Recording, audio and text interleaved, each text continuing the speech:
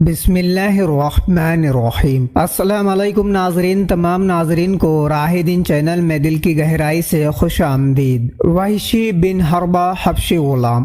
وحشی نام کا ایک حبشی زبیر بن مطعم بن عدی کا غلام تھا۔ جنگ بدر میں زبیر بن مطعم بن عدی کے چاچا طیمہ بن عدی کو سید الشہداء حضرت امیر حمزہ بن عبد المطلب رضی اللہ تعالیٰ عنہ نے قتل کیا تھا۔ علاوہ ارضی ابو سفیان بن حربہ کی بیوی ہند کے باپ عتبہ بن ربیعہ کو بھی حضرت حمزہ نے قتل فرمایا تھا۔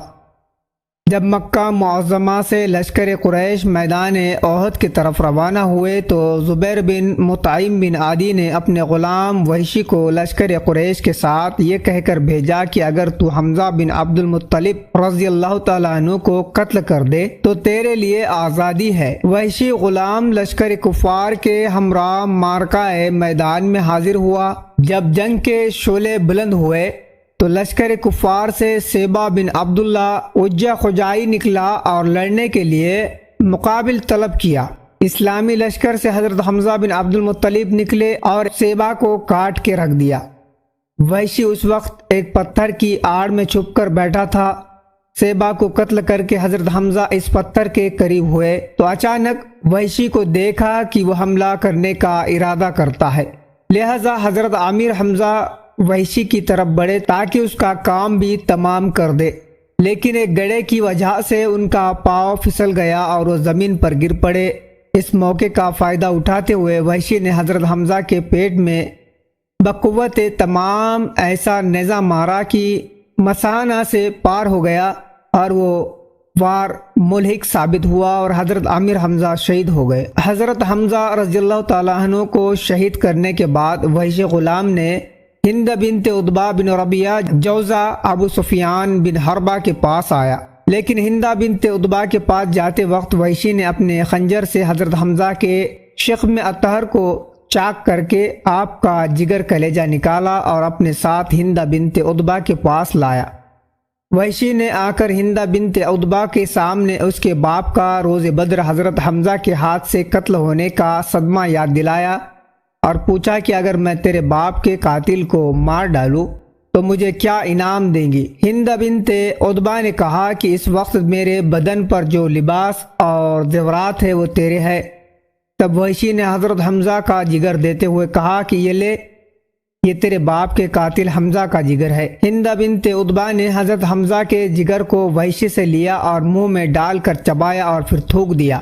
ہند بنت عتبہ نے خوش ہو کر وحشی کو اپنے دونوں کپڑے باوجود پازے وغیرہ زیورات اتار کر بطور انعام دے دیے اور وحشی سے کہا کہ مجھے حمزہ کی لاش دکھا دے، مکہ پہنچ کر تجھے سرخ سونے کی 10 اشرفیہ مجید انعام کے طور پر دوں گی۔ وحشی ہند بنت عتبہ نے حضرت حمزہ کی مقدس لاش کے ساتھ ایسی گھنونی حرکت کی کہ تاریخ و اوراق بھی اس پر اشک ندامت بہاتا ہے۔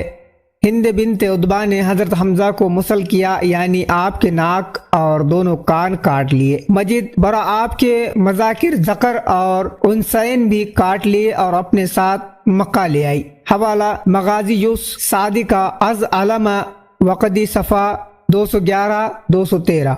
وحشی نے حضرت حمزہ رضی اللہ تعالیٰ عنہ کو شہید کیا تھا، لہذا تمام صحابہ کرام اس کے قتل کے در پہ تھے اور اس کی تو اور تلاش میں تھے، لیکن وہ بھاگ کر طائف چلا گیا اور وہیں رہنے لگا۔ جس زمانہ میں طائف کا وفد حضور اقدس رحمت عالم صلی اللہ تعالیٰ علیہ وسلم کی خدمت میں جا رہا تھا تو لوگوں نے کہا کہ تو بھی وفد کے ساتھ حضور کی بارگاہ میں چلا جا، کیونکہ حضور اقدس قاصدوں اور ایلچیوں کو قتل نہیں کرتے، لہذا تو وفد میں شامل ہو کر پہنچ جا اور اقبال جرم و خطا کر کے معافی طلب کر لے اور اسلام قبول کر لے۔ وحشی طائف کے وفد کے ساتھ بارگاہ رسول میں حاضر ہوا اور آتے ہی کہنے لگا، اشہد ان لا الہ الا اللہ و اشہد ان محمد رسول اللہ۔ حضور اکرم صلی اللہ علیہ وسلم نے سنا اور نگاہ اٹھا کر دیکھا اور پوچھا کہ کیا تو وہی وحشی ہے؟ عرض کیا، ہاں میں وہی وحشی ہوں۔ فرمایا، بیٹھ جا اور مجھے بتا کہ میرے چاچا کو تو نے کس طرح شہید کیا تھا۔ وحشی نے حضرت حمزہ رضی اللہ تعالی عنہ کی شہادت کی پوری کیفیت بیان کی اور بعد میں معذرت و معافی چاہی۔ حضور نے معاف کیا اور فرمایا تو میرے سامنے نہ آنا اور اپنا چہرہ مجھے نہ دکھانا، صرف اس لیے کہ مجھے اپنے چاچا کی یاد تڑپائے گی۔ وحشی کا جرم اتنا سخت تھا کہ اس کے جرم کی سزا سوائے گردن زنی کے کچھ نہیں ہو سکتی تھی، لیکن حضور اکرم رحمت عالم صلی اللہ تعالیٰ علیہ وسلم کے اخلاق کریمہ نے عفو و کرم کی بھیک عنایت فرمائی۔ خود وحشی کہتے ہیں کہ اس کے بعد میں کئی مرتبہ بارگاہ رسالت میں حاضر ہوا، لیکن جب بھی حاضر ہوتا تو حضور اقدس کے سامنے نہ آتا بلکہ آپ کی پشت کی طرف بیٹھتا۔ حضور اقدس کے حسن اخلاق نے حضرت حمزہ کے قاتل وحشی کو یہ حقیقت باور کرا دی، اسلام ہی ایک ایسا دین ہے کہ جس دین میں اللہ ہی کے لیے دوستی اور اللہ ہی کے لیے دشمنی کا درس دیا جاتا ہے، اور یہ اسلام کی صدقات ہے کہ آپ اپنے ذاتی معاملات کے مقابلے میں دین کے معاملات کو اہمیت و ترجیح دی جاتی ہے۔ اپنے خاندانی انتقام کو اقرار کلمہ پر فراموش کر دیا جاتا ہے، اپنے جانی دشمن اور قاتل کو بھی اللہ کے لیے معاف کر دیا جاتا ہے۔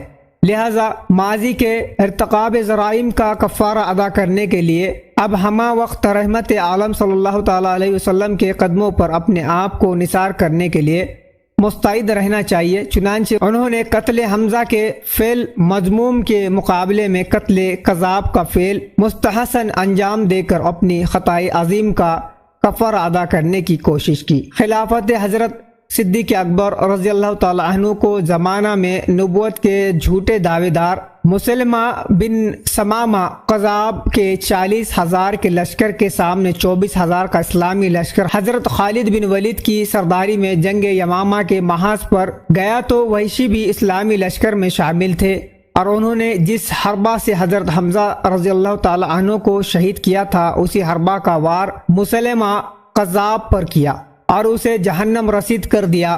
خود وحشی فرماتے ہیں بحالت کفر میں نے سب سے بہتر انسان کو شہید کیا اور اسلام کی حالت میں سب سے بدتر آدمی کو قتل کیا۔ حوالہ مدارج النبوت جلد 2 صفحہ 503۔ تو ناظرین، دین کی بات کو زیادہ سے زیادہ شیئر کریں اور ہمارے چینل پہ نئے ہو تو سبسکرائب ضرور کریں۔ ملتے ایک دوسرے ویڈیو میں، مجھے دیجیے اجازت۔ السلام علیکم، اللہ حافظ۔